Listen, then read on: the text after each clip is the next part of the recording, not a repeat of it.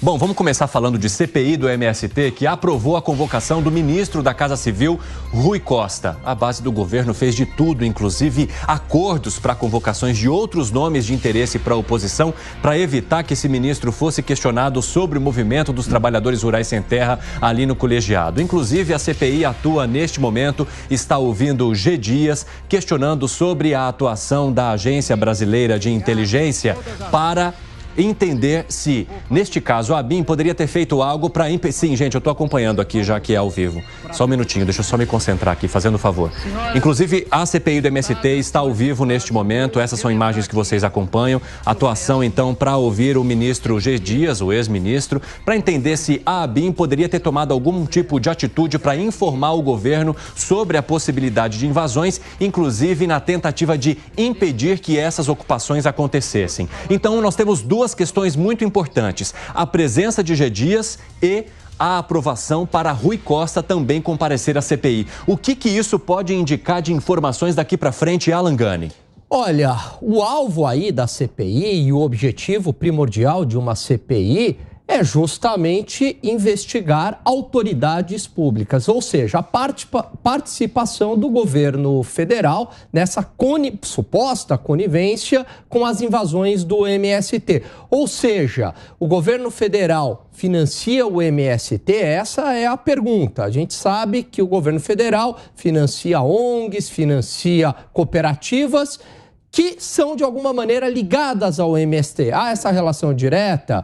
Há uma relação direta dos ex-integrantes do MST dentro do Ministério do Desenvolvimento Agrário, operando, de alguma maneira, para facilitar invasões? Como é que se dá esta relação? Agora, um fato importante é que o ministro Rui Costa, ele é um crítico do MST. Acredito que ele não vai trazer nada bombástico que possa prejudicar o governo, mas ali, sob pressão, ele pode soltar aí algo relevante. Você vê que há algo relevante que ele possa trazer neste momento para a CPI do MST, Gustavo Segré? Eu não sei se é relevante ou não, mas é bom escutá-lo, Evandro, porque a gente observa. A oposição coloca nomes para incomodar o governo coloca nomes para incomodar a oposição. Nós, cidadãos normais, queremos ouvir todo mundo e ver o que cada um deles tem para dizer. Sobretudo porque estamos falando, nesse caso em particular, da CPI do MST,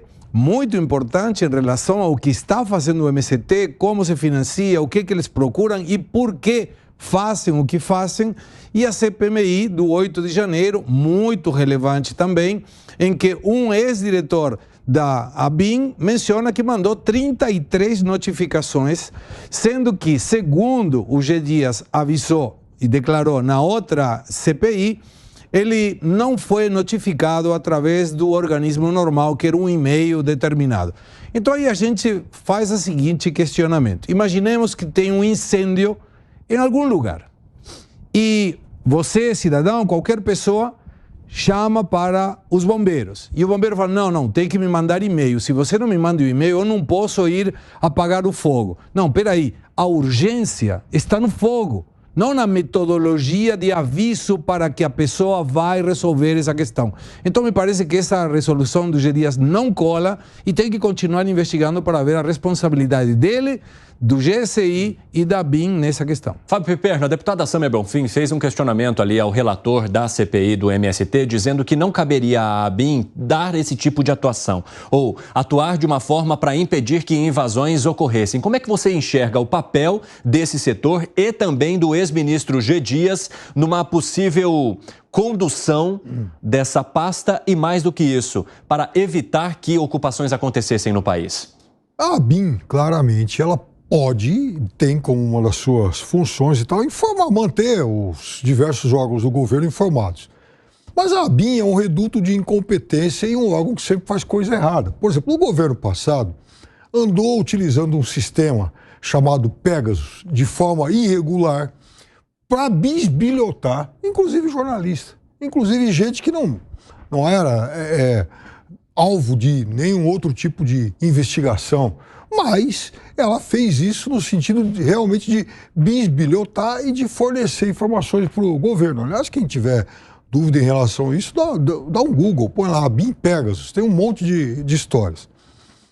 Em relação a essa CPI, desde o começo, eu tenho chamado a atenção que não vejo essa CPI como algo sério se a partir do momento em que ela acaba circunscrevendo o seu objeto ao MST. O que o Brasil precisa, o que a CPI deveria fazer, é investigar irregularidades envolvendo toda a questão fundiária. Por que só o MST? Porque há uma relação, uma suposta relação, e pelo menos no passado havia uma relação de financiamento do governo federal, o governo do PT, com o MST. A CPI, o objeto dela, Piperno, é investigar autoridades públicas, ou seja, participação do governo, de congressistas em algo ilícito. Quando a gente fala da questão fundiária de uma maneira geral, não necessariamente isso tem uma relação com o governo. Eu concordo contigo que deva ser investigado, mas isso pode ser investigado pelo Ministério Público, pela polícia, não necessariamente uma CPI. Opa! Não necessariamente uma CPI, Piperno, porque aí, no caso, existe um objeto, existe uma relação, né? Uma suposta relação do governo federal com o MST.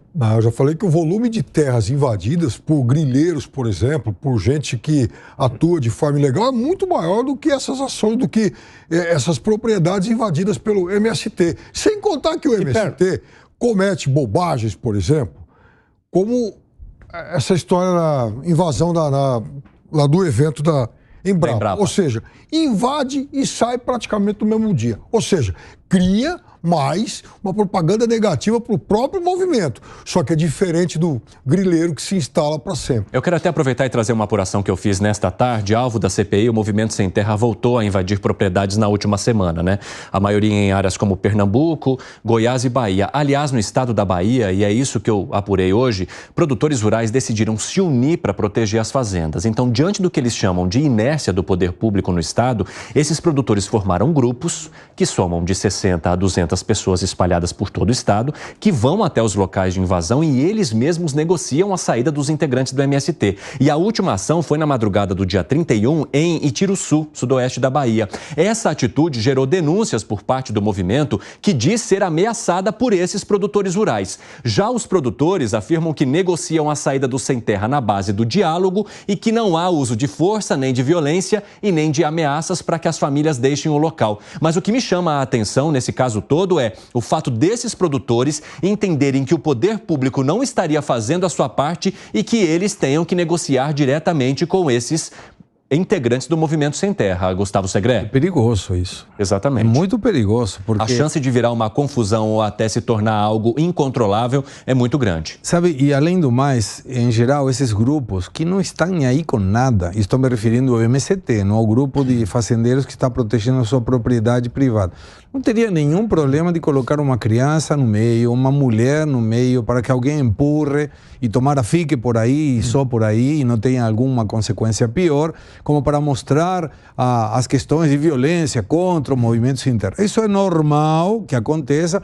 podemos esperar alguma atitude nesse sentido, mas quando você tem uma carência do poder público, aí vem a necessidade do poder privado se proteger. E eu gostaria de trazer como último comentário, pelo menos nesse assunto por enquanto, o que mencionava Piperno, esses grileiros que entram em determinados lugares que devem ser certamente do Estado, porque se tivesse um privado, estaria reclamando. E a minha reflexão é por que o MST não vai nessas fazendas ou essas ocupações de grileiros para disputar com eles esse lugar? Lá vai, Segredo. E aí? Por exemplo, o Pontal do Paranapanema.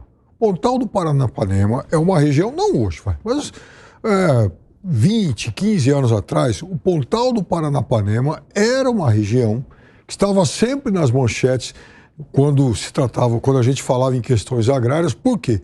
Porque esses movimentos de, trabalhadores sem terras identificavam problemas na posse de muitas propriedades. Tanto que hoje tem essa regra, tem essa lei aprovada aqui em São Paulo, de distribuição de agora concessão de títulos definitivos a quem já está nessas terras há muito tempo. Então, fazendeiros que estão lá instalados há 15, 20 anos, agora vão poder comprar com desconto, inclusive, a posse definitiva.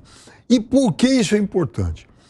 Porque encerra essa questão. Eu sou contra a medida que foi adotada em São Paulo, porque os descontos são muito generosos. Mas o fato é que eram terras em disputas, terras em litígio. Mas não me explicou por que o MST não vai nas Mas terras? invadia lá. O Zé Rainha é um produto do Pontal do Paranapanema. Aliás, alguém com quem eu tenho todas as discordâncias do mundo. Mas ele é um produto disso aí, de terras cuja a posse enfim, as posses eram colocadas em dúvidas pelo próprio movimento. Quer arrematar algo? Não me convenceu por que o MST não vai nessas terras assim. Mas foi. E agora? E aí? O que aconteceu? E o que aconteceu? Continua indo. O Pontal do Paranapanema ainda tem invasões.